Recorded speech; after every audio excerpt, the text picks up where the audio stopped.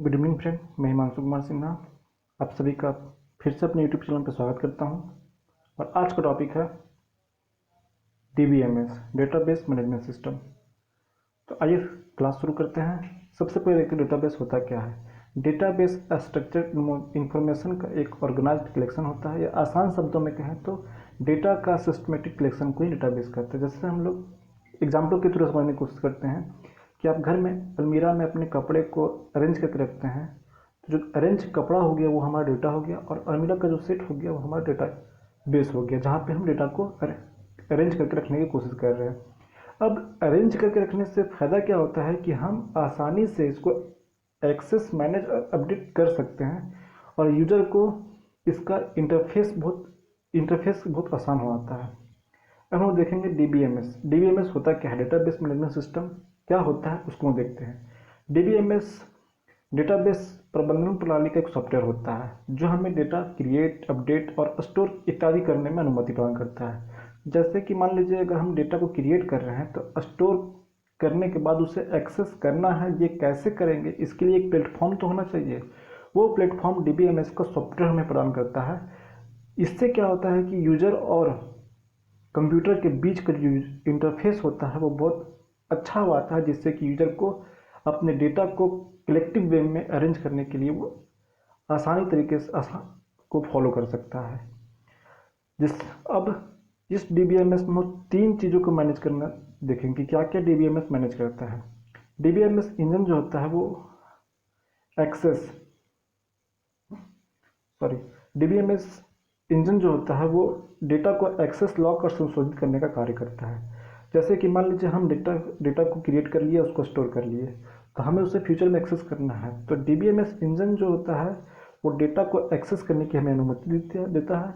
साथ ही अगर मान लीजिए कि हम चाहते हैं कि वो डेटा को हमारे सिवा या तो फिर अनवांटेड पर्सन उसको यूज ना कर सके, तो उसको लॉक करने का भी फीचर प्रदान करता है। साथ ही साथ संशोधित भी कर सकते हैं। मान लीजिए कि डेटा को हम रखे हुए हैं, फ्यूचर में हमें उस डेटा में कुछ बदलाव करने की आवश्यकता पड़ गई, तो हमें ये भी फीचर प्रदान किया जाता है कि हम उसे संशोधित कर सकें।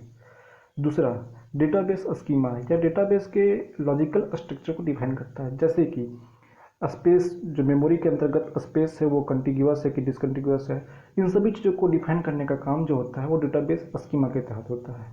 अब तीसरा है डेटा टाइप, डेटा को डिफाइन करता है या फिर कितना उसका साइज है, इन सभी चीज़ों को डिफाइन करने का काम भी डेटाबेस मैनेजमेंट सिस्टम के अंतर्गत होता है। यहाँ पे हम कुछ एग्जाम्पल को देखेंगे। MySQL, MS FoxPro, Microsoft Access, Oracle और सर्वर, ये कुछ बहुत ज़्यादा ही प्रचलित डीबीएमएस के कुछ एग्जाम्पल हैं जिसका उपयोग दिन प्रतिदिन दैनिक कार्यों में इसका उपयोग किया जाता है। अब डीबीएमएस में हम लोग कुछ प्रकार देखेंगे जिसके अंतर्गत डीबीएमएस को बांटा गया है, और उनका कार्य क्या है ये भी हम देखेंगे। उसमें से hierarchical, relational, network, object oriented और डॉक्यूमेंट के 5 प्रमुख तरह के डेटाबेस मैनेजमेंट सिस्टम होते हैं। तो हम लोग हिरार्किकल से शुरू करते हैं। देखिए होता क्या है कि हिरार्किकल में क्या होता है कि एक पेरेंट्स नोड होते हैं, वो अपने अंतर्गत चाइल्ड नोड को रखते हैं और उसके इंफॉर्मेशन को फिर वो आगे की बात। जैसे देखते हैं यहाँ पे कॉलेज का चाइल्ड हो गया डिपार्टमेंट और इंफ्रास्ट्रक्चर। डिपार्टमेंट के अंतर्गत 3 और चाइल्ड नोड उसमें जुड़ गए, कोर्स, टीचर और स्टूडेंट। उसके अंतर्गत कोर्स के अंतर्गत थ्योरी और लैब आगे जुड़ गए। तो ये बता रहा है कि एक सिंगल पेरेंट के अंतर्गत कई चाइल्ड हो सकते हैं, और उसका जो डेटा है उसको हम लोग उस हिरार्किकल के रूप में उसका उपयोग कर सकते हैं। जैसे कि मान लीजिए फ्यूचर में हमें कॉलेज के अंतर्गत कोर्स में कुछ बदलाव करने की आवश्यकता पड़ी, तो हमें ये पता होना चाहिए कि हम किस लोकेशन पर जाएंगे ताकि हम उसको अपडेट कर सकते हैं। तो ये हमें हिरार्किकल डेटाबेस के अंतर्गत ये हमें बेनिफिट मिलता है, ताकि यूज़र को आसानीपूर्वक डेटा को अपडेट, एक्सेस और यूज करने में आसानी हो। अब देखेंगे रिलेशनल डेटाबेस। कुछ डेटाबेस होते हैं वो सेट ऑफ डेटा का एक कलेक्टिव सेट होते हैं, और वो कलेक्टिव सेट जो होते हैं प्रत्येक डेटा सेट से लिंक होते हैं। जैसे कि हम यहाँ पे एग्जांपल के थ्रू देखेंगे कि यहाँ पे 3 तरह का फील्ड है। पहला कस्टमर आईडी, दूसरा कस्टमर नेम और तीसरा स्टेटस। इसमें देखिए कस्टमर आईडी प्राइमरी की हो गया। प्राइमरी की हम उससे कहते हैं जो यूनिक हो, उसी को हम प्राइमरी की बना सकते हैं। जैसे कि आपका स्टूडेंट्स के अंतर्गत रोल नंबर हुआ था हमारा प्राइमरी की, क्योंकि नाम तो एक स्टूडेंट, जैसे कोई राम नाम का लड़का है तो राम दो लड़का का नाम हो सकता है, तो प्राइमरी की हमारा एक ही होगा। तो हम लोग ज़्यादातर उसको रोल नंबर या सीरियल की या इत्यादि को बनाने की कोशिश करते हैं।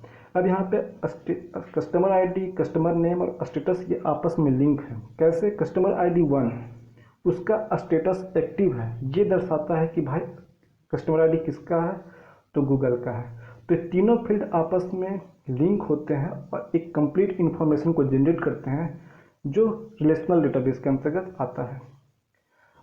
चलिए अब हम लोग आगे देखते हैं नेटवर्क डेटाबेस किसे होता है। नेटवर्क डेटाबेस में मल्टीपल रिकॉर्ड जो होते हैं वो सिंगल या तो बोलिए एक ही मालिक से लिंक होते हैं और उसे यूज करने के लिए या तो उसे एक्सेस करने की अनुमति देते हैं। हम इस मॉडल को उल्टे पेड़ के स्ट्रक्चर के रूप में भी देख सकते हैं।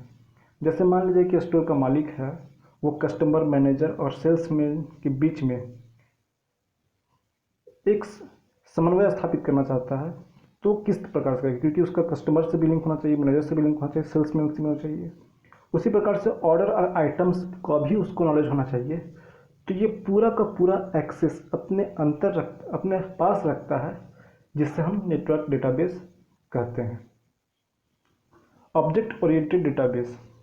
ऑब्जेक्ट ओरिएंटेड का हम लोग प्रोग्रामिंग लैंग्वेज में बहुत ज़्यादा उपयोग करते हैं, लेकिन अभी हम डेटाबेस के बारे में पढ़ रहे हैं।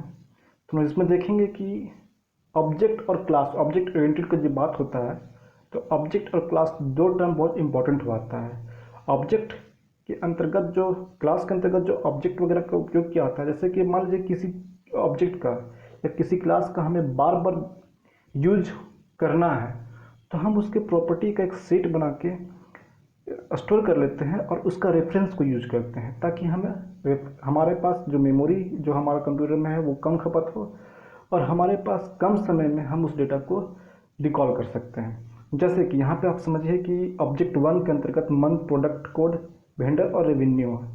तो इसके अंतर्गत क्या हो रहा है कि मान लीजिए कि मंथ, प्रोडक्ट कोड, वेंडर और रेवेन्यू, तो ये तो हर महीना आपको यूज करना है। अब उसके अंतर्गत आपका ऑब्जेक्ट 2 में सेल्स एक्टिविटी, जैसे customer, product code, product name, sales associate, date of sale, price, ये भी तो आपका बार बार यूज होगा। ये सभी के सभी टर्म आपके बार बार यूज होंगे।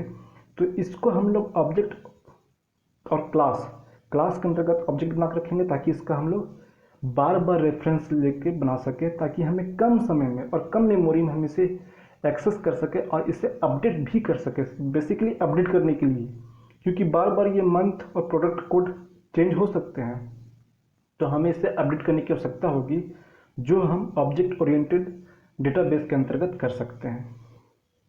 अब लास्ट है डॉक्यूमेंट डेटाबेस। डॉक्यूमेंट डेटाबेस के अंतर्गत क्या होता है कि डेटा को डॉक्यूमेंट के रूप में स्टोर करता है। जैसे कोई वर्ड का फाइल हो सकता है, कोई एक्सेल का फाइल हो सकता है, तो ये डॉक्यूमेंट के रूप में जब स्टोर करता है। और NoSQL ये बहुत लोकप्रिय है, क्योंकि ये बहुत ही सिंपल इंटरफेस क्रिएट करता है, जिससे कि यूजर को डेटाओं को यूज करने में या तो कंप्यूटर से जुड़े रहने में आसानी होता है। NoSQL डेटा स्टोर दस्तावेजों को स्टोर या सर्च करने के लिए भी फास्टर मैकेनिज्म प्रदान करता है। ये इसकी सबसे बड़ी खासियत है, जिसके कारण से यूजर आसानी पूर्वक अपने काम को पूरा कर सकते हैं और डेटा के रिकॉर्ड को एक कलेक्टिव सेट या तो अरेंज वे में उसको रख सकते हैं। डॉक्यूमेंट डेटाबेस डेटा को की वैल्यू फॉर्म में स्टोर करता है। तो इस प्रकार से हम लोग देखें कि डॉक्यूमेंट डेटा के अंतर्गत भी हम लोग डॉक्यूमेंट को डेटा बेस में अंतर्गत उसको रख सकते हैं। तो आज की क्लास में हम देखें कि DBMS क्या होता है, डेटाबेस क्या होता है, DBMS क्या होता है, या इसके प्रकार क्या है और किस प्रकार से कार्य करते हैं, इन सभी चीज़ों को हम लोग आज देखें। तो आज की क्लास में इतना ही। नेक्स्ट क्लास में मिलते हैं, तब तक सुरक्षित रहिए। धन्यवाद।